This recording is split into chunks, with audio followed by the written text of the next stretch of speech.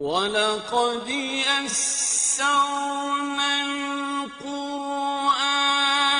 لِلذِّكْرِ فَهَلْ مِن مُّدَّكِرٍ۔ اور ہم نے قرآن کو سمجھنے کے لیے آسان کر دیا، تو کوئی ہے جو سوچے سمجھے۔ اب دیکھیے، ایک طرف تو ان کا کہنا یہ تھا کہ جنت میں داخل نہیں ہوگا مگر وہی جو یہودی ہو یا نصرانی ہو۔ اب عمل کیا ہے؟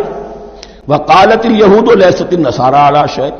یہودی کہتے ہیں نصارہ کی کوئی حیثیت نہیں، کوئی بنیاد نہیں، کوئی جڑ نہیں۔ وقالت النصارى لیست اليہود علی شیء، اور نصارہ کہتے ہیں کہ یہود کی کوئی بنیاد نہیں، بے بنیاد لوگ ہیں، کوئی حقیقت ان کی حقانیت ہے ہی نہیں۔ وہم یتلون الکتاب،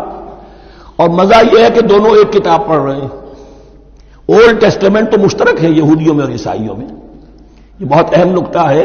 اور جدید عیسائیت میں جو ایک بہت بڑی طاقت ابھر رہی ہے امریکہ میں، وہ ہے کہ جو یہ عیسائیت کو جیوڈائز کر رہی ہے، کیونکہ رومن کیتھولک مذہب جو تھا اس نے تو چونکہ گویا کہ سارا رشتہ توڑ لیا تھا بائبل سے، سارا اختیار پوپ کے ہاتھ میں آ گیا تھا،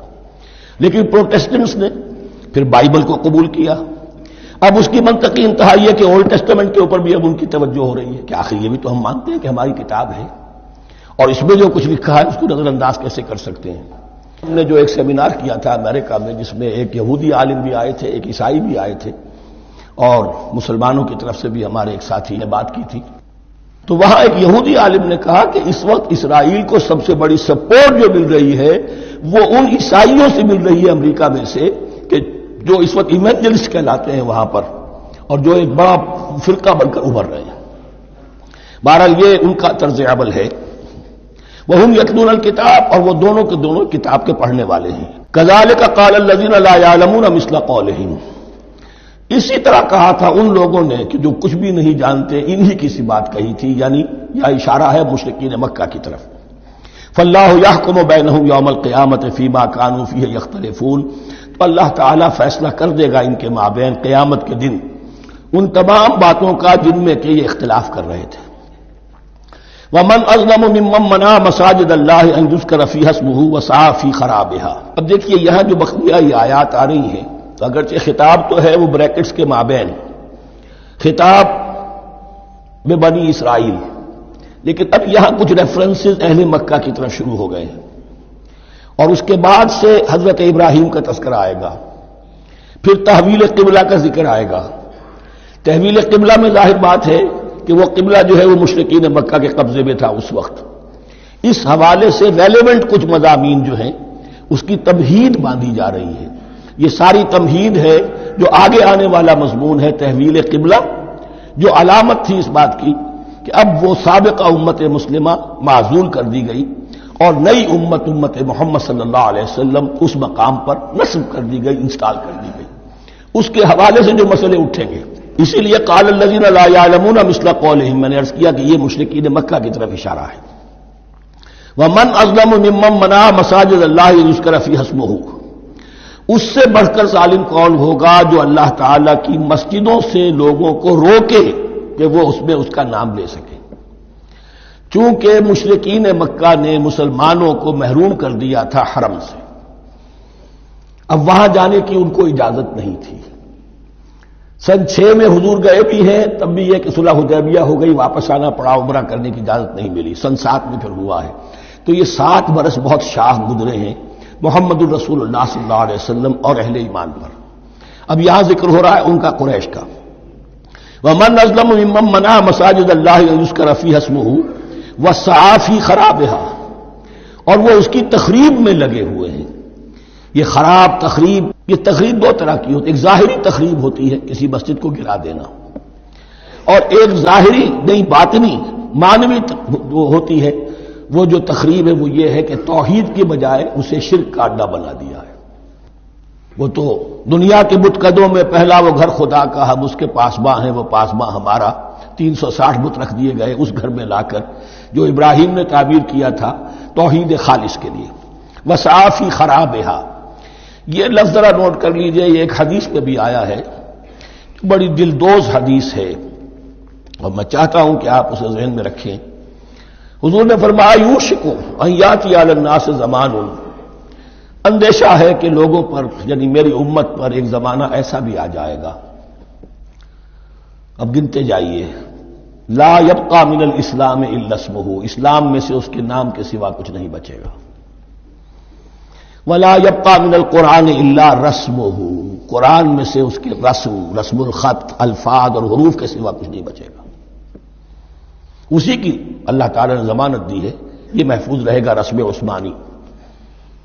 مساجدہم عامرۃ، ان کی مسجدیں آباد تو بہت ہوں گی،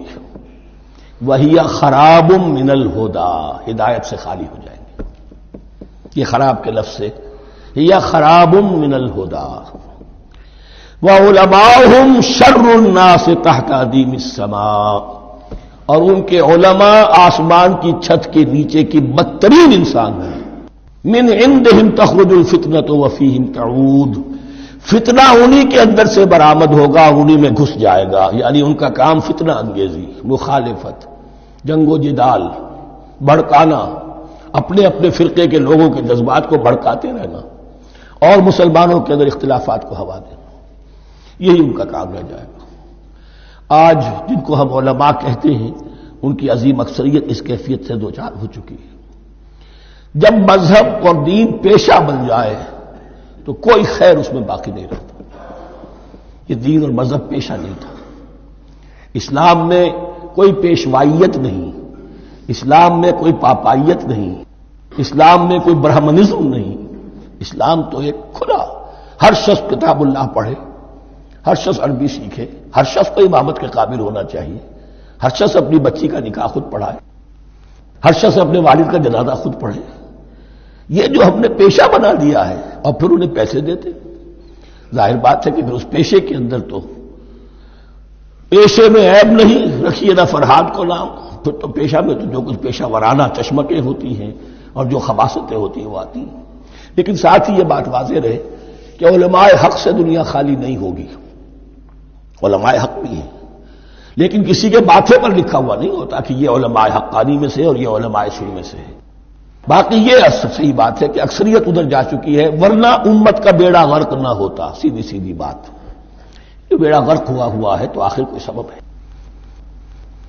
اولئک ما کان لہم ان یدخلوها الا خائفین، ایسے لوگوں کو تو سوائے اس کے ان کا کوئی مقام نہیں ہے کہ انہیں داخل ہونے کی بھی اجازت نہیں ہونی چاہیے اس میں، یعنی اللہ کی مسجدوں میں، مگر خوف زدہ ہو کر، ڈر کر۔ لہم فی الدنیا خزی، ان کے لیے دنیا میں بھی رسوائی اور ذلت ہے، وَلَهُمْ فِي الْآخِرَةِ عَذَابٌ عَظِيمٌ، اور آخرت میں ان کے لیے عذاب عظیم ہے۔ وَلِلَّهِ الْمَشْرِقُ وَالْمَغْرِبُ، اب دیکھیے تمہید ہو رہی ہے تحویل قبلہ کے لیے۔ اب ظاہر بات ہے کہ بڑی حساس جو ہے وہ ایک کیفیت تھی یہ، تو یروشلم کے ساتھ جن کو دلچسپی تھی اور ان کے دلوں میں اس کی عقیدت تھی، مکہ مکرمہ اور بیت اللہ کے ساتھ جن کو دلچسپی تھی اور ان کے دلوں میں اس کی عقیدت تھی، تو اس حوالے سے یہ قبلہ بدلنا، اور 2 دفعہ بدلا ہے قبلہ، پہلے آ کے مدینے میں حضور نے یروشلم کی طرف 16 مہینے نماز پڑھی اور پھر تحویل قبلہ ہوا، تو اب اس میں کئی امتحان ہو گئے، وہ آگے آ جائے گا، لیکن اس کی تمہید باندھی جا رہی ہے۔ للہ المشرق والمغرب، مشرق اور مغرب سب اللہ کے ہیں، یعنی اگر ہم رخ کرتے ہیں مغرب کی طرف تو اس کے معنی یہ نہیں ہے کہ اللہ مغرب میں ہے، معاذ اللہ، اللہ تو جہت سے، مقام سے، ماورا وراء الورا، تو یہ ہے کہ ایک یکسانیت پیدا کرنے کے لیے،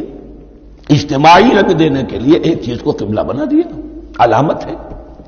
غالب نے ٹھیک کہا ہے، قبلے کو اہل نظر قبلہ نما کہتے ہیں، قبلہ جو ہے وہ مسجود تو نہیں ہے پرے سرحد ادراک سے اپنا مسجود، قبلے کو اہل نظر قبلہ نما کہتے ہیں۔ للہ المشرق والمغرب فینما تولوا فثم وجہ اللہ، جدھر بھی تم رخ کرو گے وہ اللہ ہی کا رخ ہے۔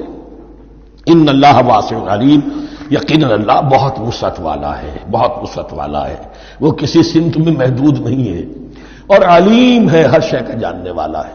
دیکھیے یہاں یہ آیت کہہ کے اور چھوڑ دیا مسئلہ، اگلے مسئلے پر آ گئے، آگے آپ کو پتہ چلے گا کہ یہ در حقیقت ایک تمہید باندھی جا رہی ہے تحویل قبلہ کے لیے۔